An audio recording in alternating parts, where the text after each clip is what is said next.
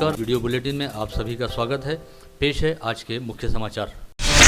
अमरावती में बनने जा रहे 100 विद्यार्थी प्रवेश क्षमता वाले नए सरकारी मेडिकल कॉलेज व इससे संलग्न 430 बेड वाले अस्पताल हेतु गट अ से गट ड में कुल 448 पदों की निर्मित व भर्ती करने तथा इस हेतु 34 करोड़ 70 लाख रुपए के प्रशासकीय खर्च को राज्य सरकार द्वारा मान्यता दी गई है। आगामी 4 वर्षों के तहत 4 चरणों में पद निर्मित करते हुए इन पदों पर भर्ती की जाएगी। इसके तहत गट अ से गट क में 185 नियमित पद व 59 विद्यार्थी पद तथा गट ड में बायोस्रोत के जरिए भरे जाने वाले 204 पद को सरकारी मान्यता मिली है। एक और घरकुल लाभार्थियों को रेत मुफ्त मिलने के उद्देश्य से धामनगढ़ रेलवे तहसील के जलगांव तथा मंगरूल दसगीर क्षेत्र में रेत डिपो शुरू किया गया। वहीं एक ही रात में 4 से 5 घंटे के दौरान 1200 ब्रास रेत स्टॉक की बुकिंग धामनगांव में ही होने की बात सामने आई है। दाभाड़ा, मंगरूल दसगीर व वरुड़ बगाजी के 3 सेतु केंद्र से लगभग 700 ब्रास रेत की बुकिंग होने की बात तहसील कार्यालय की प्रारंभिक जांच में सामने आई। ऐसे में सवाल पूछा जा रहा है कि कहीं सेतु केंद्र संचालकों का रेत तस्करों के साथ कोई कनेक्शन तो नहीं है। अंजनगांव सुरजी तहसील अंतर्गत पांडरी खानमपुर गांव में रहने वाले आंबेडकरी समाज के करीब 1,500 लोगों ने गलरोज गांव से सामूहिक पलायन करते हुए मुंबई तक पैदल मार्च निकालने की घोषणा की थी, जिसके बाद इन लोगों का जत्था बीती रात दरियापुर के बाबली गांव तक पहुंचा, जहां से आज सुबह एक बार फिर पदयात्रा शुरू करते हुए ये सभी लोग अमरावती शहर पहुंच गए और उन्होंने इरविन चौराहे पर स्थित डॉक्टर बाबा साहब आम्बेडकर के पुतला परिसर में ठिया जमाने के साथ ही कलेक्ट्रेट पर भव्य मोर्चा निकाला। इस समय गाँव वासियों का कहना रहा कि यदि अमरावती में प्रशासन द्वारा मामले का हल निकालते हुए उन्हें न्याय नहीं दिया जाता तो वे अमरावती से मुंबई के लिए पैदल लॉन्ग मार्च पर निकल पड़ेंगे।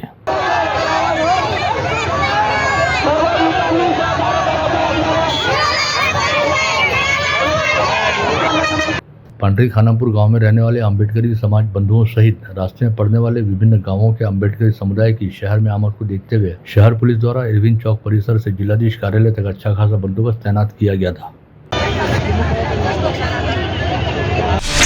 जिला परिषद द्वारा जिला व महिला बाल विकास तथा जिला ग्रामीण विकास यंत्रणा के संयुक्त तत्वाधान में विश्व महिला दिवस के अवसर पर आयोजित 3 दिवसीय वैदर्भी महोत्सव का आज साइंस कोर मैदान पर समारोह पूर्वक शुभारंभ हुआ। इस समय राज्यसभा सांसद अनिल बोंडे, पूर्व मंत्री व विधायक प्रवीण पोटे पाटिल तथा दरियापुर निर्वाचन क्षेत्र के विधायक बलवंत वानखड़े के हाथों दीप प्रज्वलन करने के साथ ही फीता काटकर महोत्सव का उद्घाटन किया गया। पण मला असं वाटतं की या ठिकाणी आपण ज्या ग्राउंडमध्ये बसलोय त्या आउटस्कट साईडला जर तुम्हाला सांगतो महिलांसाठी आपण बचत गटासाठी जर दुकानं काढून दिले तर कदाचित त्याचा जास्त फायदा होऊ शकेल असं मला प्रामुख्याने या ठिकाणी वाटतं। कारण महत्त्वाचं आहे, महिला प्रोडक्ट तयार करतात त्यांना मार्केटिंग माहीत नाही। मी तुम्हाला या ठिकाणी सांगतो की आमच्या प्रीती मॅडमने या ठिकाणी उल्लेख केला की आमच्या आर्किटेक्टच्या लोकांनी या ठिकाणी मदत केली। मी तुम्हाला दुसरी परत मदत करतो।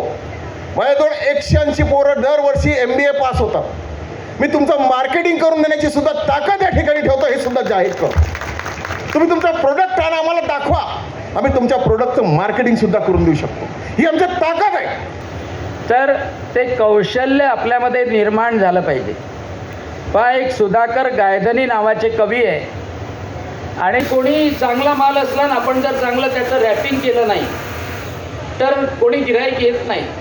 सुधाकर गायधनी आणि त्याच्यामुळं आज मार्केटिंग, ब्रँडिंग खूप महत्त्व झालेलं आहे आणि म्हणून मागचे CEO अविशांतजी पांड्या निश्चितपणे नाव घ्यावं लागेल त्यांचं।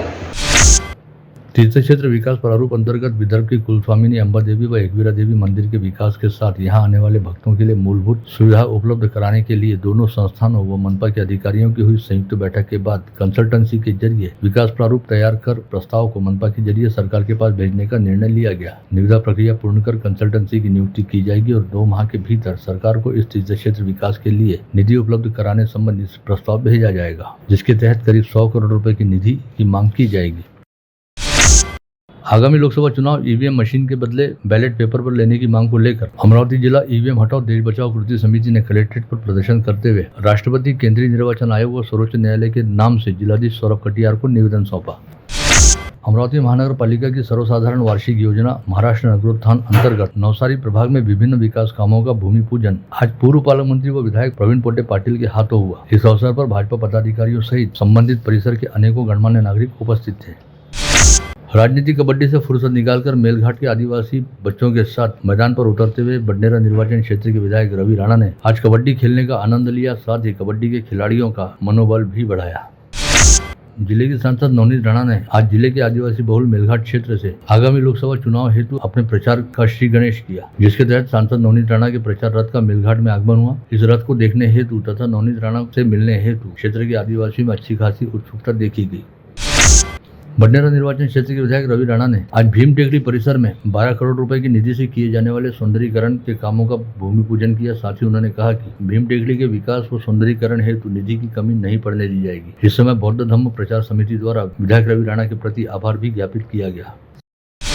सामाजिक रीति रिवाज से विवाह होने के बाद भी पति द्वारा अपनी पत्नी को सिगरेट के चटके देकर पराये मर्द से संबंध रखने हेतु कहा गया। साथ ही उक्त विवाहिता के ससुर ने भी अपनी बहू से शरीर सुख की मांग की। इच्छा के मुताबिक कृत्य नहीं करने के चलते उक्त महिला पर काफी अत्याचार किए गए। करीब 8 माह तक इस तरह के अत्याचार सहन करने वाली गोंदिया निवासी युवती ने अमरावती पुलिस की सहायता से मायके पहुंचकर गोंदिया शहर पुलिस थाने में पति सहित ससुराल के 7 सदस्यों के खिलाफ आपराधिक मामला दर्ज कराया, जिसके चलते अमरावती में रहने वाले पति सहित 7 ससुरालियों को नामजद किया गया। गोंदिया शहर में रहने वाली 24 वर्षीय युवती का विवाह 21 मई 2023 को अमरावती में रहने वाले युवक के साथ हुआ था।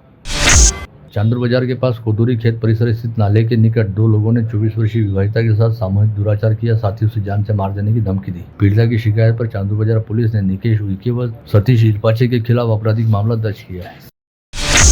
आदिवासी संघर्ष समिति द्वारा आज यहाँ बुलाई गई पत्रकार परिषद में कहा गया कि आगामी रविवार 10 मार्च को सुबह 11 बजे विमलाबाई देशमुख सभागृह में संविधान सम्मान आदिवासी न्याय हक परिषद का आयोजन किया जा रहा है। विधान परिषद सदस्य आमशा दादा पाडवी की अध्यक्षता में आयोजित होने जा रहे इस कार्यक्रम में आदिवासी समाज से वास्ता रखने वाले विभिन्न गणमान्य उपस्थित रहेंगे।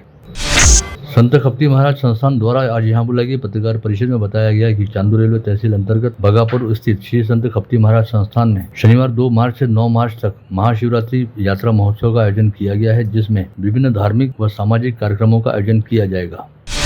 चांदूर रेलवे मार्ग पर बुढ़ना गांव स्थित श्री क्षेत्र तपोनेश्वर में महाशिवरात्रि के पर्व को लेकर जबरदस्त तैयारियां चल रही हैं, जहां पर महाशिवरात्रि निमित्त भगवान भोलेनाथ के विग्रह को बड़े आकर्षक ढंग से सजाया जा रहा है। साथ ही साथ यहां विभिन्न धार्मिक व सामाजिक कार्यक्रमों का आयोजन भी किया जा रहा है।